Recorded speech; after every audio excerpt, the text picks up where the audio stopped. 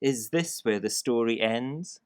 On card under glass and spotlights in an environmentally controlled box. A hook, a harpoon on a line, a soapstone lemming, a kayak, a surface stretched over a frame.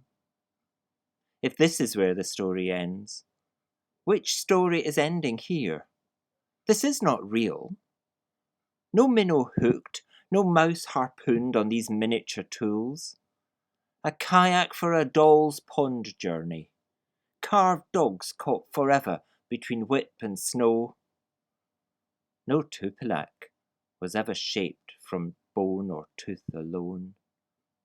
Tokens for tourists from the frozen north. Carving pain into the teeth of the deep sea dead, holding anger in an ivory smile, binding rage into staring eyes that will stand, watching the world and never change.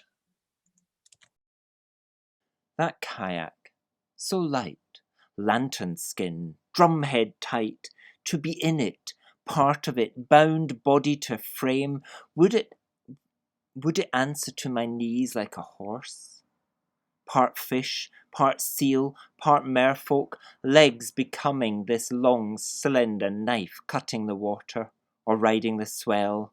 A bird, sailing light and low. I can feel it, racing waves, sliding, almost surfing or slipping, smooth and silent into the still spaces between the flows.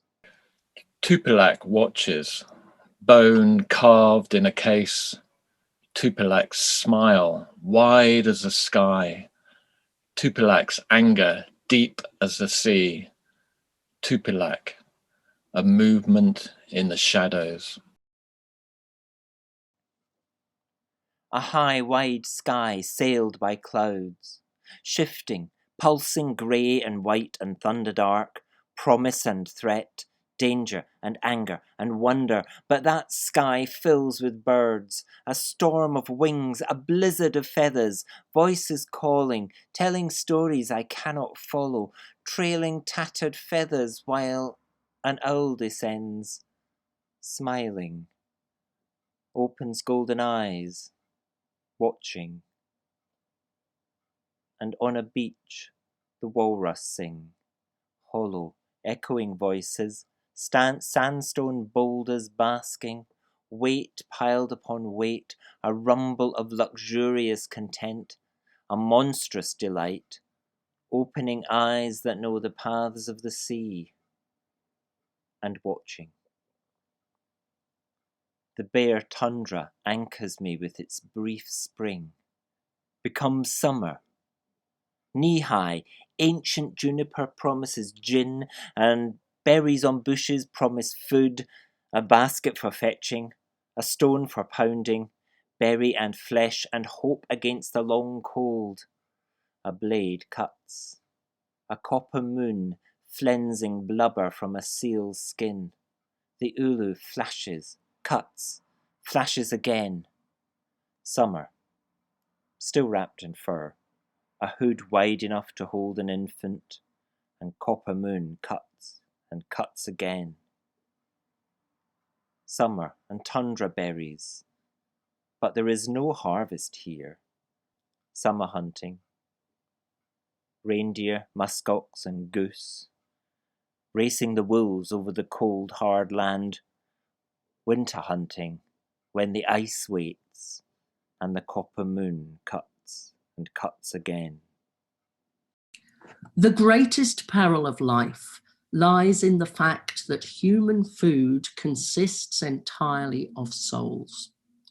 All the creatures that we have to kill and eat, all those that we have to strike down and destroy to make clothes for ourselves, have souls. Souls that do not perish with the body, and which must therefore be pacified, lest they should revenge themselves on us for taking away their bodies. 3 owlets in a scraped nest, a handful of belligerent, fearless feathers. Golden eyes watch, and the copper moon cuts and still cuts. The melt pools seethe with life, shallow, transient, safe from danger. Midges swarm to drive the reindeer to bleed, to drain the joy from chicks, rising in a smoke to drive me off the land. And the copper moon cuts and cuts again. A cold breath from an ice giant blows me onto the pack ice, as insect clouds drift into grey, into white, into the wide northern sky. And is this where the story ends?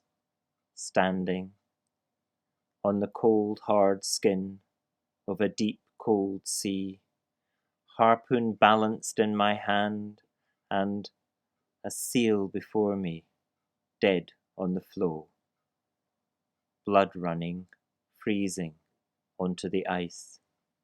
Human food consists entirely of souls.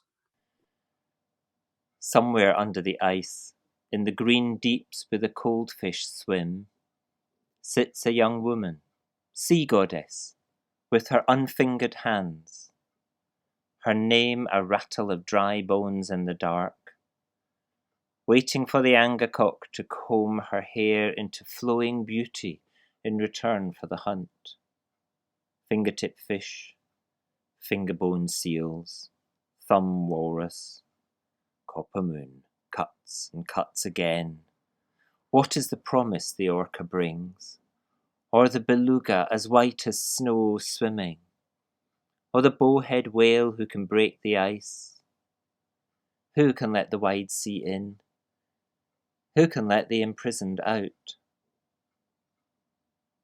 This world calls me to stillness. From dark berries by a summer pool, to a walrus mass on a sloping shore, to the swell and sway of wave and kayak, to the voice of the bird in the cloud, to the cold hard skin of the sea, with all the darkness beneath me, under the ice, with all the blood before me, on the ice, with a grief within me, like the ice.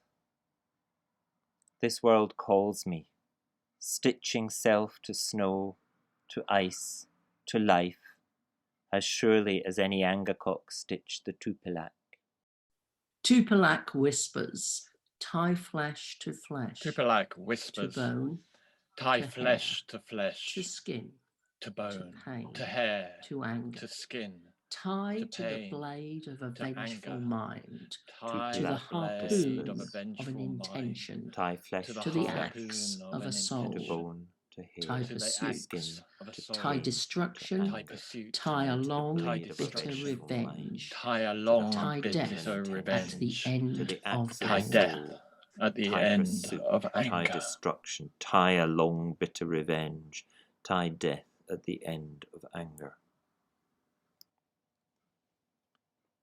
This world calls me to stillness, where bear watches, with snow in her fur and death in his claws, the sky people on her breath, breathing a ripple of light across the night.